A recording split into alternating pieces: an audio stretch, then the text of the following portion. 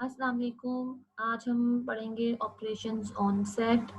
तो आप लोगों को याद होगा कि अगर हमारे पास कुछ नंबर्स होते हैं, तो अगर मेरे पास कोई भी नंबर है, फॉर एग्जांपल मैं यहाँ पे लिख लेती हूँ, मेरे पास ये 1 2 3 4 इस तरह बहुत से नंबर हैं।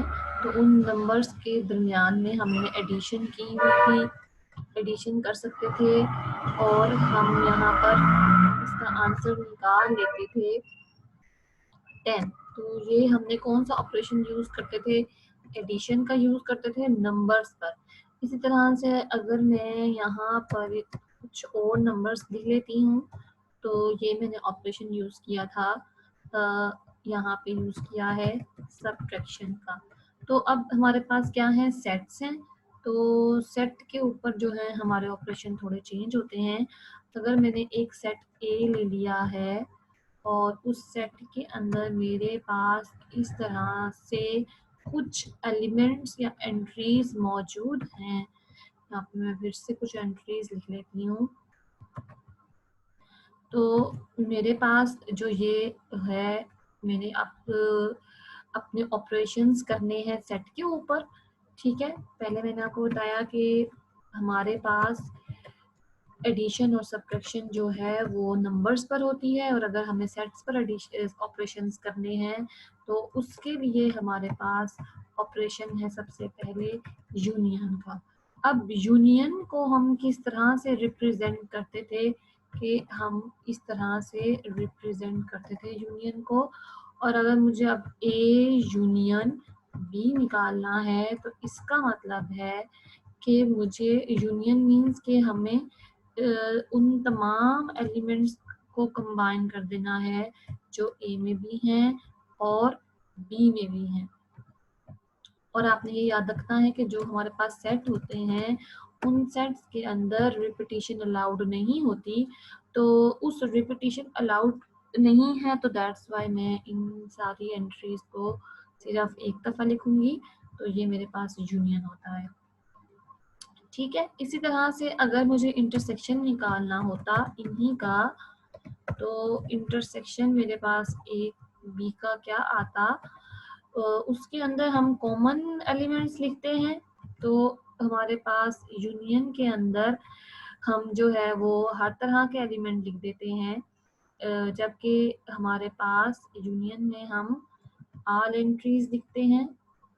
सॉरी, मैं इसको कलर को थोड़ा सा चेंज कर लेती हूँ ताकि प्रोमिनेंट नजर आए। तो ऑल एंट्रीज यूज करते हैं यूनियन में, जबकि इंटरसेक्शन के अंदर हम कॉमन एंट्रीज को यूज करते हैं। ठीक हो गया। अब हमारे पास जो है हम देखते हैं, बुक से देख लेते हैं कि वहाँ पे हमें किस तरह की डेफिनेशन दे दी गई है, तो हम वहाँ से थोड़ा सा रिवाइज कर लेंगे। तो अगर हम देखें तो हमें यहाँ पे यूनियन ऑफ टू सेट्स दिए गए हैं, जिसके अंदर हमें ये बताया गया है कि हम इसको टेबुलर सेट बिल्डर फॉर्म में भी लिख सकते हैं। और उसके अलावा हमारे पास यहाँ पे 1 2 3 2 3 4 5 एक सेट ले लिया था जिसको उन्होंने यूनियन की फॉर्म में लिख दिया है। और इसी तरह से ये ए इंटरसेक्शन भी इसी सेट का निकाल लिया है, जैसे मैंने आपको ए यूनियन बी और ए इंटरसेक्शन बी निकाल के दिखाया था। अच्छा जी, अब हमारे पास है कि नेक्स्ट है डिसजॉइंट सेट ऑपरेशन, कि अगर दो सेट हमारे बिल्कुल एक दूसरे से डिफरेंट हैं, जैसे कि मैं यहाँ पर आपको लिख के दिखा देती हूँ कि मैं यहाँ पे ले लेती हूँ कि मेरे पास जी एक जो है ना, मैं यहाँ पे सेट ले लेती हूँ, एक मैं यहाँ पे सेट ले रही हूँ इवन नंबर्स का, सेट ऑफ इवन नंबर्स। ठीक है, सेट ऑफ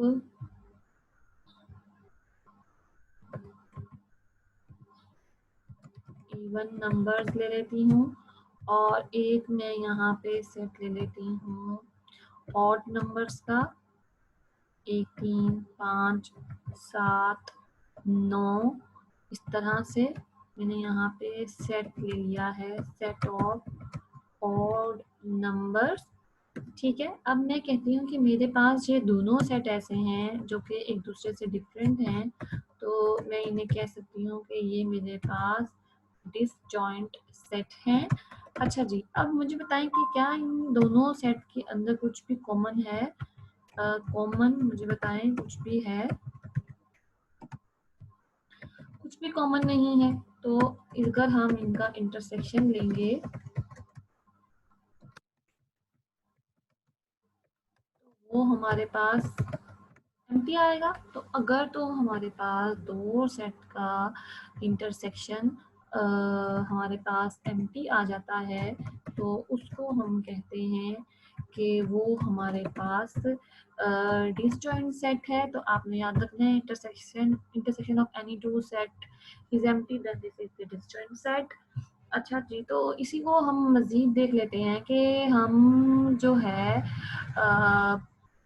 अच्छा, अगर मुझे दो सेट के दरमियान में सब्ट्रैक्शन करनी है तो मैं क्या करूँगी? मेरे पास फॉर एग्जांपल एक सेट ए है, उस सेट के अंदर मैंने एंट्रीज ले ली हैं इस तरह से, ठीक है।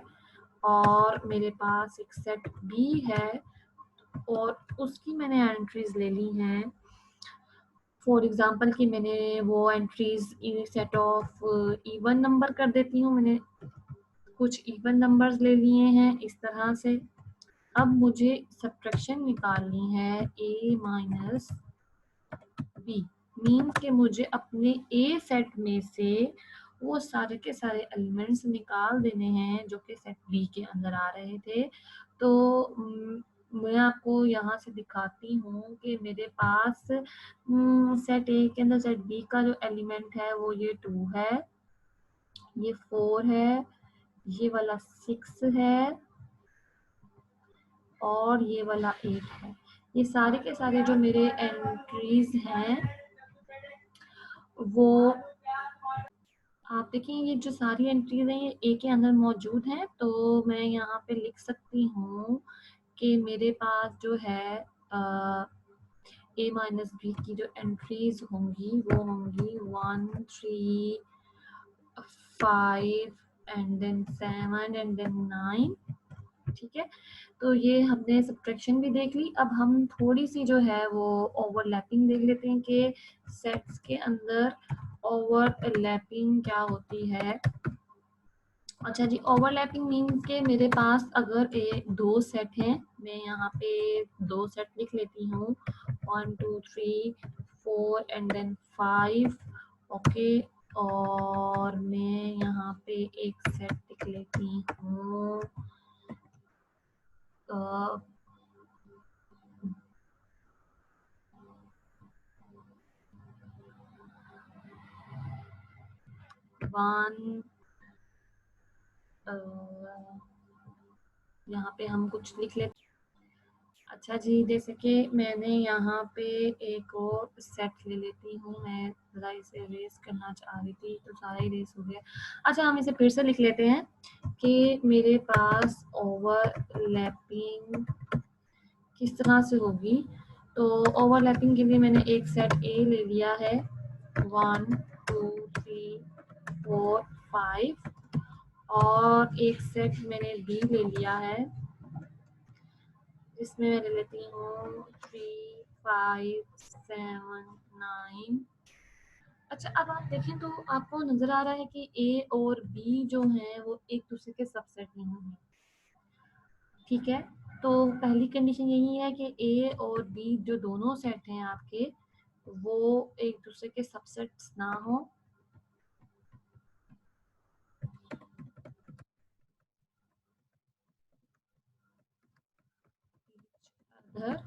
और सेकंड कंडीशन इसके अंदर हम ये लगा देते हैं कि अगर हम इनका इंटरसेक्शन लेते हैं, intersection of A and B, वो हमारे पास जो है वो नॉन एम्प्टी होना चाहिए। अब नॉन एम्प्टी इससे हमारा क्या मतलब है ये देख लेते हैं। अच्छा जी, अगर मेरे पास यहाँ पर मैं लिख लेती हूँ कि मेरे पास यहाँ पे एक ए सेट जो था, इधर लिख लेते हैं, हमारे पास ए सेट के अंदर एलिमेंट्स थे 1 2 3 4 5। उसका जब हमने इंटरसेक्शन लिया, ओके इंटरसेक्शन जब हमने लिया उसका, तो वो बना 3 5 7। ओके दिस वन, यहाँ पे हम इक्वालिटी का साइन लगा लेते हैं। अच्छा फिलहाल हमारा यहाँ पे जो आंसर आया, कॉमन वैल्यूज होती हैं इंटरसेक्शन के अंदर, तो हम वो लिख लेते हैं, वो बनती हैं 3 एंड 5। तो हमें नजर आ रहा है कि ये हमारे पास हमें बाकायदा तौर पे नजर आ रहा है कि इस तरह से बन चुका है कि हमारा जो इंटरसेक्शन है वो नॉन एम्प्टी है और ये ओवरलैपिंग हो रही है। Thank you.